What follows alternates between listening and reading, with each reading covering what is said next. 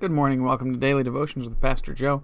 I'm Pastor Joe, and for this morning we're going to continue our study of the life of Elisha and some of the things that he did with a story out of 2 Kings chapter 3, which, while it doesn't entirely entail Elisha does commit the prophecy of this particular chapter. 2 Kings chapter 3 says, "Now Jehoram, the son of Ahab, began to reign over Israel in Samaria, the 18th year of Jehoshaphat, king of Judah, and reigned 12 years. And we know Ahab, one of the most wicked people in all of the Bible. It says that nobody was as bad as him. He was the most wicked king ever. And it says, and he wrought evil in the sight of the Lord, talking of Jehoram, his son. He wrought evil in the sight of the Lord, but not like his father and like his mother, for he put away the image of Baal." Well, that's a good thing, and his father had made. "Nevertheless, he cleaved unto the sins of Jeroboam, the son of Nebat, which made Israel to sin, and he departed not therefrom. And Mesha, king of Moab, was a sheepmaster, and rendered unto the king of Israel 100,000 lambs and 100,000 rams with wool." Or in other words, he was paying tribute every year to Israel. But it came to pass when Ahab was dead, apparently he wasn't afraid anymore, because it says, "And the king of Moab rebelled against the king of Israel, and King Jehoram went out of Samaria the same time and numbered all of Israel. And he went and sent to Jehoshaphat, the king of Judah, saying, The king of Moab hath rebelled against me. Wilt thou go with me against Moab to battle? And he said, I will go up. I am as thou art, my people as thy people, and my horses as thy horses." Or in other words, he said, "You can count on me, anything you need, I've got it." And he said, "Which way shall we go up?" And he answered, "The way through the wilderness of Edom." So the king of Israel went, and the king of Judah, and the king of Edom, and they fetched a compass of 7 days' journey, and there was no water for the hosts, and for the cattle that followed them. And the king of Israel said, Alas, that the Lord hath called these 3 kings together to deliver them into the hand of Moab. But Jehoshaphat said, Is there not here a prophet of the Lord, that we may inquire of the Lord by him? And one of the king of Israel's servants answered and said, Here is Elisha, the son of Shaphat, which poured water on the hands of Elijah. And Jehoshaphat said, The word of the Lord is with him. So the king of Israel and Jehoshaphat and the king of Edom went down to him. And Elisha said unto the king of Israel, What have I to do with thee? Get thee to the prophets of thy father and to the prophets of thy mother. And the king of Israel said unto him, Nay, for the Lord hath called these 3 kings together to deliver them into the hand of Moab. And Elisha said, As the Lord of hosts liveth, before whom I stand, surely, were it not that I regard the presence of Jehoshaphat, the king of Judah, I would not look toward thee nor see thee. But now bring me a minstrel. And it came to pass when the minstrel played, that the hand of the Lord came upon him. And he said, Thus saith the Lord, Make this valley full of ditches. For thus saith the Lord, Ye shall not see wind, neither shall ye see rain.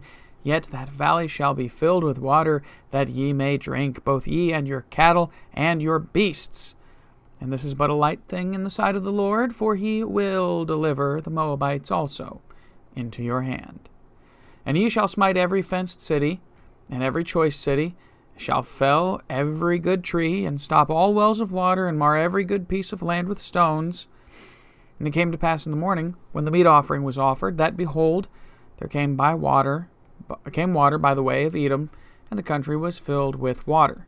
And when all the Moabites heard that the kings were come up to fight against them, they gathered all that were able to put on armor, and upward, and stood in the border. And they rose up early in the morning, and the sun shone upon the water, and the Moabites saw the water on the other side as red as blood. And they said, This is blood. The kings are surely slain, and they have smitten one another. Now therefore, Moab to the spoil. And when they came to the camp of Israel and the Israelites rose up and smote the Moabites, so that they fled before them. But they went forward, smiting the Moabites even in their country. And they beat down the cities, and on every good piece of land cast every man his stone, and filled it. And they stopped all the wells of water, and felled all the good trees. Only in Kirharaseth left they the stones thereof, Howbeit the slingers went about it and smote it. And when the king of Moab saw that the battle was too sore for him, he took with him 700 men that drew swords to break through even unto the king of Edom, but they could not. Then he took his eldest son, that should have reigned in his stead, and offered him for a burnt offering upon the wall. And there was great indignation against Israel, and they departed from him, and returned to their own land. So this is kind of an interesting story, and I'll probably go into more detail about it later when we try to study the life of the different kings. But basically, Jehoram, the son of Ahab, was a very wicked man. He committed a whole lot of sin, but he didn't worship Baal. He at least put Baal away in the camps. He knew Baal was a failure of an experiment among Israel. And so he still sinned, but Moab, who had been serving and rendering tribute to the king Ahab, once Ahab died, he decided to rebel. So he sent the king Jehoram sent and got a hold of Jehoshaphat, king of Judah, and the king of Edom, and he said, "Hey, will you join me?" They went through the wilderness to go fight, and they found out there wasn't any water along the way. And after 7 days of wandering down through the wilderness, trying to reach the backside of Edom, they said, well, looks like God has called us here to die. We're going to lose, and we're going to die today. And so Jehoshaphat, the king of Judah, says, isn't there a prophet near here? And one of the servants said, oh yeah, Elisha's real close to here. He's the one who took care of Elijah and helped him. He was his servant. And Jehoshaphat said, oh, okay, yeah, I know him. The word of the Lord is with him. They go to Elisha. Elisha says, hey, Jehoram, I have nothing to do with you. You're wicked, you're evil, you're disgusting. Go to some Baal prophets. And he says, and then Jehoshaphat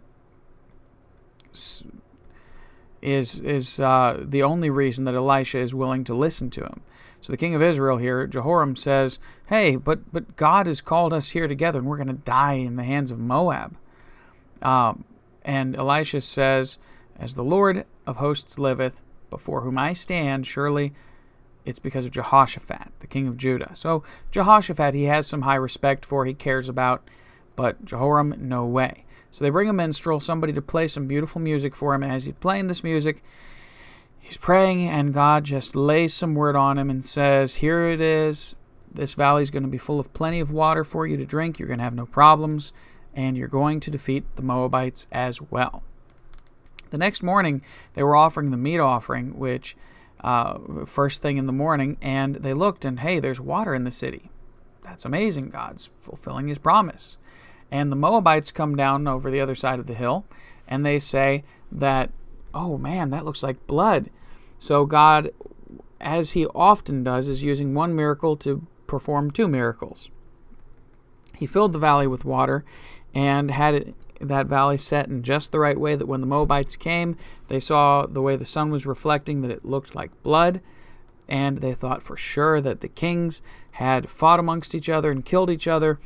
And so they ran to try and get the spoils, to try and collect whatever money, weapons, and other things would have been left behind from the fight.